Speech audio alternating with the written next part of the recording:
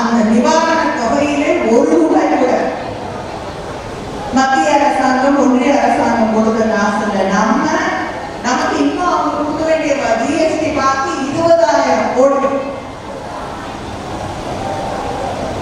மோடி அவர்கள் நமக்கு தர வேண்டிய பாக்கி 20,000 கோடிக்கு மேல. இப்படிப்பட்ட ஒரு நிலையிலே தான் நாம் அரசாங்கத்தை நடத்தி கொண்டிருக்கிறோம். இப்பொழுது அந்த ஆட்சி மறுபடியும் வந்தால் மாசம் மாசம் கலைஞர் மகளிர் உரிமை தொகை முதலமைச்சர் நமக்கு தராங்க இல்லையா, அது நிறுத்தப்படும். அதை கூட கொடுக்க முடியுமான்னு தெரியாத ஒரு நிலை வந்துவிடும் என்று நம்முடைய முதலமைச்சரே சொல்லக்கூடிய அளவுக்கு தொடர்ந்து தமிழ்நாட்டுக்கு அவங்க பிரச்சனைகளை உருவாக்கி கொண்டே இருக்கிறாங்க. வெள்ளம் வந்தா எது கேட்டாலும் காசு கொடுப்பதில்லை. தமிழ்நாட்டுக்கு வர வேண்டிய வரி தொகை நிலுவையில் இருக்கிறத கொடுக்கறது கிடையாது.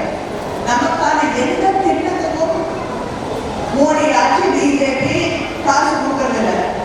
இப்படி தமிழ்நாட்டுக்கு தமிழர்களுக்கு இங்கே இருக்கக்கூடிய சகோதரர்களுக்கு எதிராகவே இருக்கக்கூடிய ஆட்சி மத்தியில் இருக்கக்கூடிய பாஜக ஆட்சி. மழை வந்து வெள்ளம் வந்து